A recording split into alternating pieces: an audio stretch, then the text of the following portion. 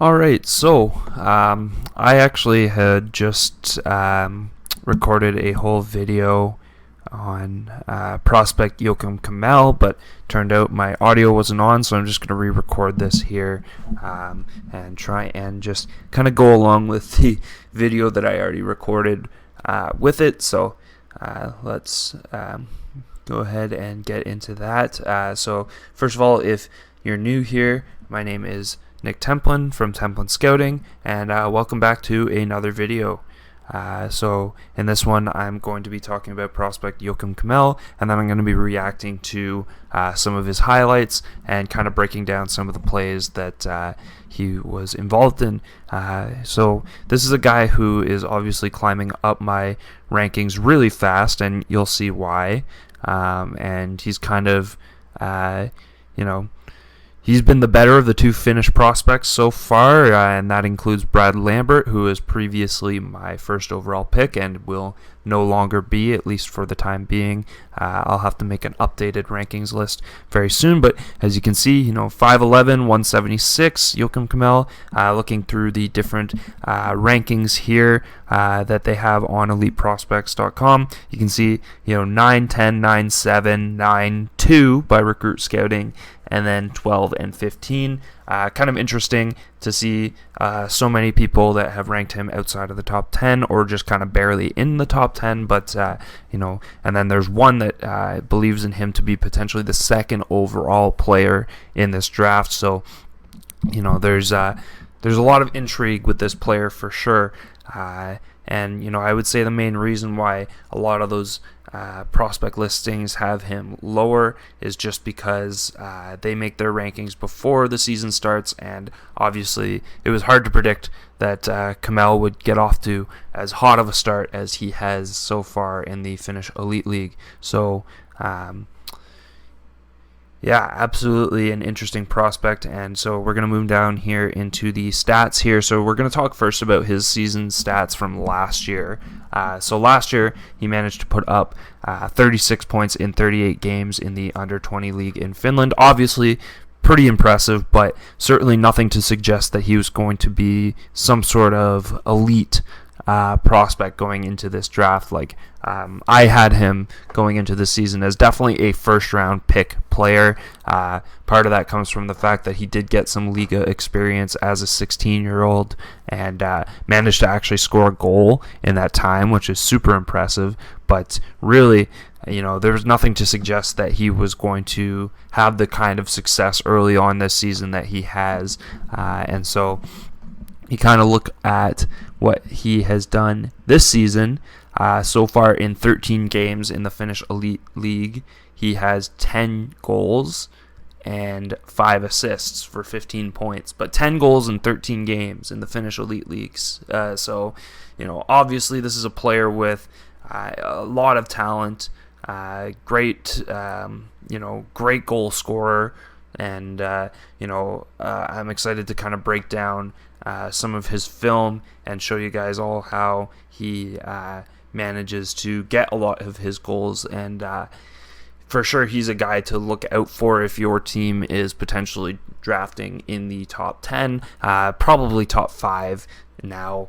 With how well he is performing, he's got to be a top 5 pick, at least in my rankings now, which I will again have to redo at some point here in October.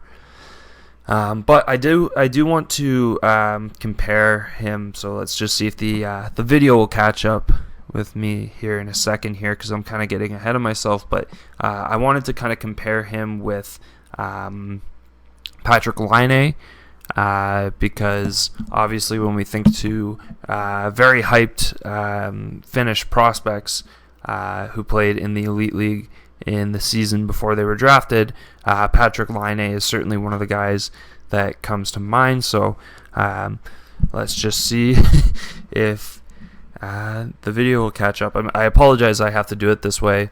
I could have just completely re-recorded everything, but I just felt it was easier to just hop back in here and re-record the audio over the video here. So yeah, I really rambled on here for a long time. I honestly can't even remember what I was saying. All right, we're moving on to looking at Patrick Laine. So, I just wanted to look at Patrick Laine's stats going into his draft year and kind of the scoring rate that he was going at when we kind of talk about these Finnish goal scorers. So, looking at Patrick Laine here, he scored 17 goals and 16 assists for 33 points in 46 games played. So for Joakim Kemell to catch that, he only needs to score 7 more goals. And at the rate that he's scoring at, he's on pace to absolutely destroy that. So I think just off the top of my head, actually I wanted to look at Puljujärvi as well here, just to kind of compare, because he was also very hyped up going into his in the same draft year, obviously, and so he was 13 is that 13 goals? Yeah, 13 goals in 28 points in 50 games played. So for Kemell to catch up to him, he only needs to score 3 goals. And then just for fun, I wanted to take a look at Teemu Selanne, but obviously I'm not comparing Kemell to Selanne in any way. Selanne is a special player, and looking at his draft year, which was 1988, he actually didn't play in the Finnish Elite League. He was just absolutely tearing up the under-20 leagues. I guess it was not super common for these under-20 players to make it to the Elite League. But then if you want to compare to his first season in the Elite League, he scored 4 goals, 8 assists, 12 points in 11 games played. Now, obviously, Joakim Kemell is having quite a more impressive season than that, but I really don't want to make that actual comparison. I just wanted to look at this for fun, because when you think of Finnish superstars, especially goal scorers, none better than Teemu Selanne in the history of the NHL. So definitely just somebody to kind of give him a benchmark, I guess. But obviously nobody's ever going to touch that rookie record that he had. So and he's a Hall of Famer. I'm not saying Joakim Kemell is going to be a Hall of Famer by any means, but I do think that Joakim has that potential just based on his goal scoring alone. And we're just going to go back to his page really quickly. We're just gonna look at some of the quotes on him. So EP Rinkside says a skilled winger with good shooting skills, and I think that's kind of an understatement. And then they said plays with a lot of jump and can get creative with the puck to beat defenders, and willing to shoot, and he's an entertaining player. So obviously, we're going to look at some film and kind of prove that momentarily here. All right, so here we got Joakim Kemell's scoring highlights from the season so far in the Finnish Elite League, and this is just part 1, so I guess they might not have everything, or I guess this is just so far into the season. They're going to post more at a later date. This was just posted 5 days ago as of right now, so we're going to go ahead and get into this video. So Joakim Kemell is number 37. I have my mouse kind of highlighted over him for the majority of this part of the video. So right there you see he got a nice little deflection goal there. Obviously a good skill to have on top of being a good shooter, obviously, because there's a lot of different ways to score goals in the NHL, and obviously the deflection goal is one of the hardest ones for the goaltender to stop. So nice little through the legs too. That's obviously a little bit of finesse on top of just being a deflection. So all right, so in this play, just kind of looking for him. He's on the far side there with the puck, kind of curls back, puts a shot on net, and I think it ends up going directly into the net. No deflection there, but kind of a long shot to end up in the net, and there's a lot of traffic in front, so not really on him that he scored there, but I think what the impressive part about it was just he's a guy who likes to get the puck on net, so that's definitely something to kind of work with. Nice little slap shot from the point there. Goalie's able to make this save.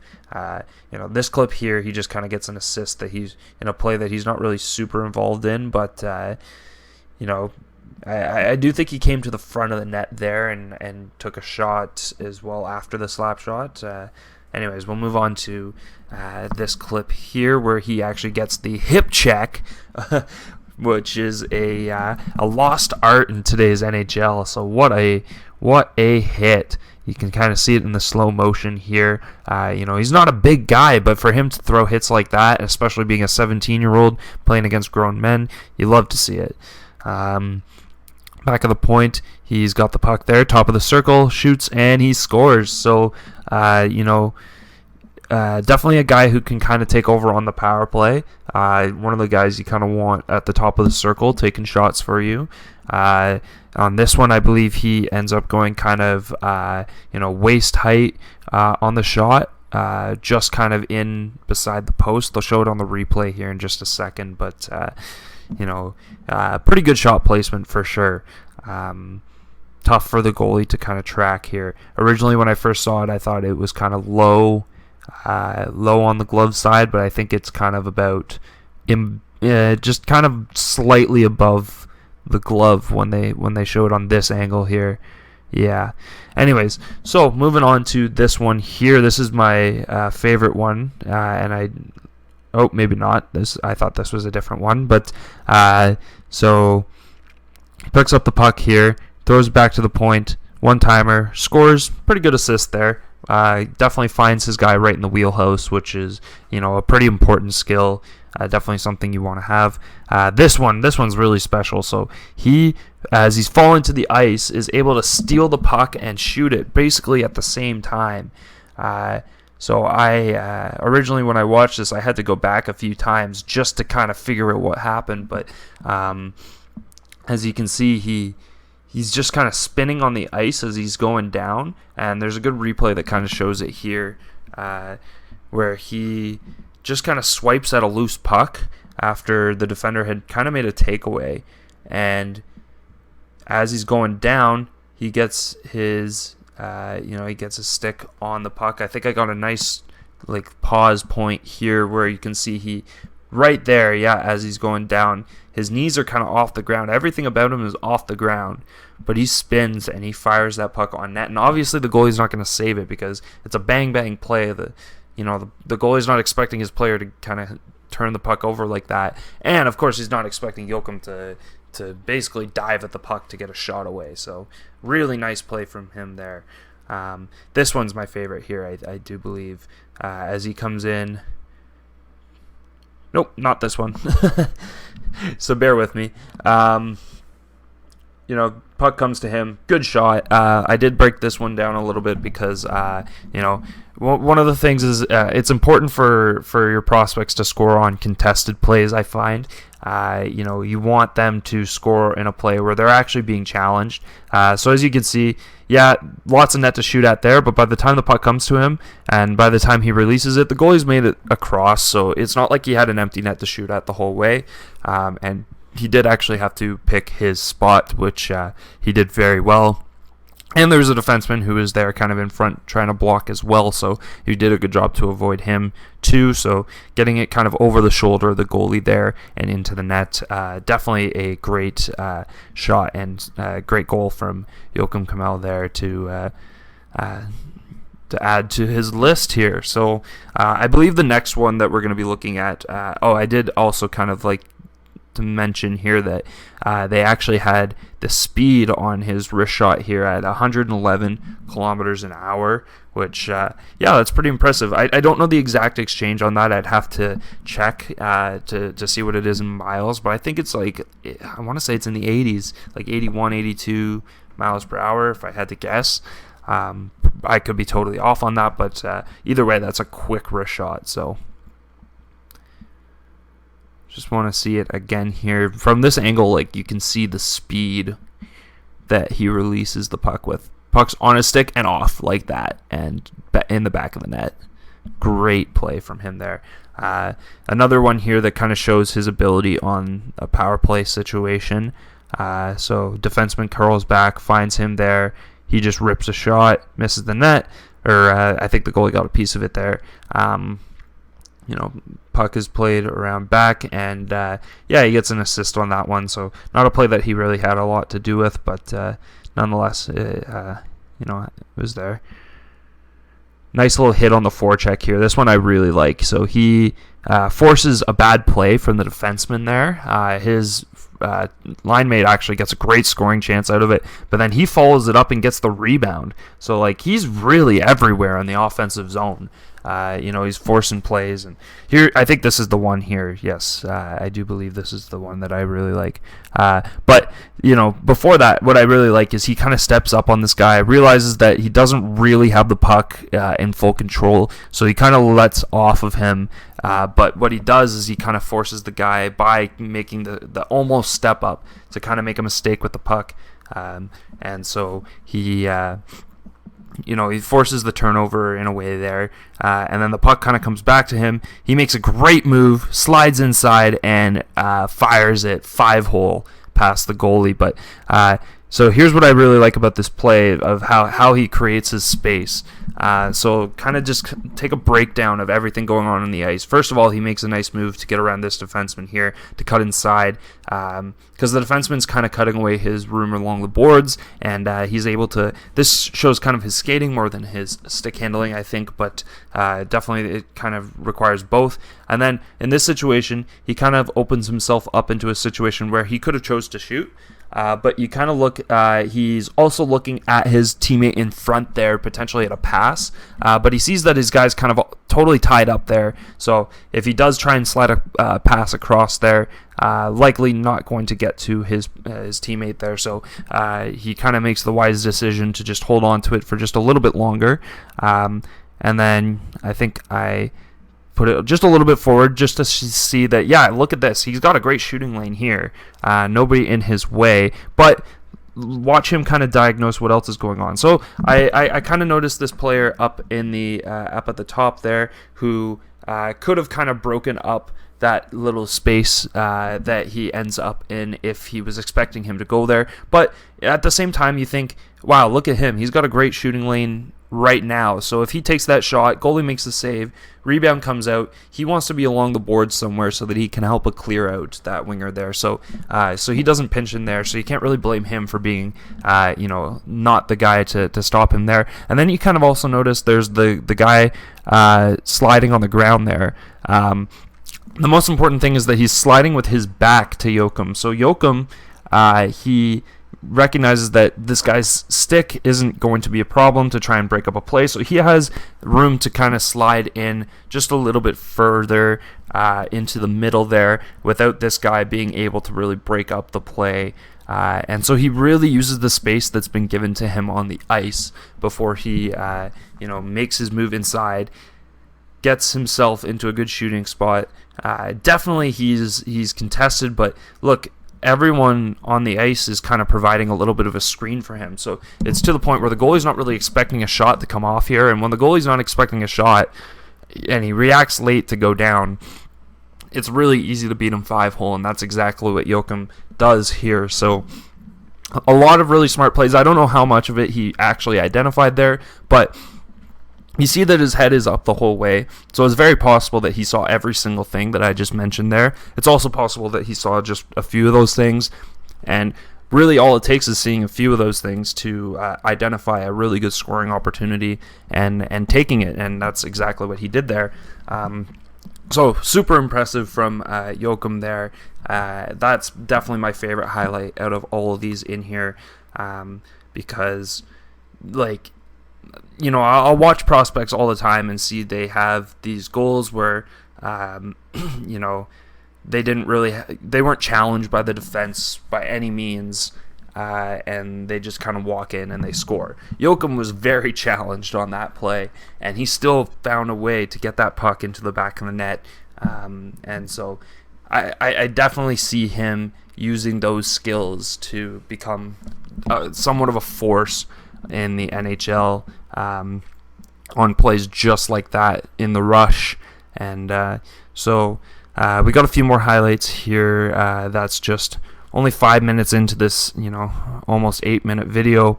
And I think there's a couple after I kind of did my full breakdown on the play and, was pausing it here and there. So that's pretty much the same angle that we saw it there, but I think there's another angle. Yeah, this one right here where you get to see, this is the one where I kind of identified that it was 5-hole originally. I thought he was beaten glove side, but like on there you can clearly see that this is just sliding through his 5-hole. So yeah, love watching this play. I could watch this over and over again. There's just so much to like about what he was able to accomplish there. This is another play that kind of shows what he can do. This isn't a power play, I don't believe, but they kind of have that kind of possession here. Yeah, it's not a power play, but that one he gets the pass to the point where he kind of slides it around the defenseman there. So definitely. So you'll see, you don't really see it there, but he kind of pulls it around the defenseman and then slides it back to the point. So I thought that was a pretty good pass from him there, for sure. It wasn't just kind of that basic play back to the point. Might have been a bit more complicated than it was necessary, but if he can make those plays, then trust him to make them. That's a great shot there too. You'll see in just a moment when they show the replay. He's able to pick the puck up here just kind of at the top of the circle, rip it, and he beats the goalie over the shoulder. Definitely got guys in front, providing a good screen, good on him to identify that he has that situation where he can take that shot. And maybe I'm giving him more credit than he deserves by saying that he's identifying all these things, but I truly believe that he's noticing these things on the ice before he makes his plays. This is a nice little play he tries to make where he tries to pass it across in front on a 2-on-1. Unfortunately, his teammate doesn't stop in front of the net to finish off the play. This one here, puck comes to him on the side. He gets a nice little one-timer slap shot, and he's able to finish it off for a goal. So you can see that he can also take the one-timers. He can take the slap shot as well. So he's not just finesse; he's power as well. I wanted to go back to this just to kind of identify what the player, his teammate, was doing here. Where I was thinking this play would have been a goal for Joakim if he had a teammate who was kind of smart enough to stop in front of the net and be able to just kind of tap it in there. But this guy's momentum carried him forward so much that he actually tries to kick this puck into the net. So he thought he was playing soccer, I guess. Fair enough, this is European hockey, but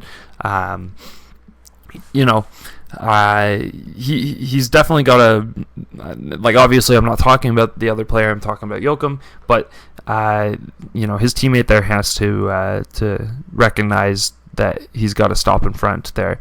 Alright, so yeah, this is back to him on the power play, this little slap shot there, and that is a fantastic shot. They're going to show it again on the replay here, but he's got the goalie sliding, and he shoots it back in the direction that he was coming from.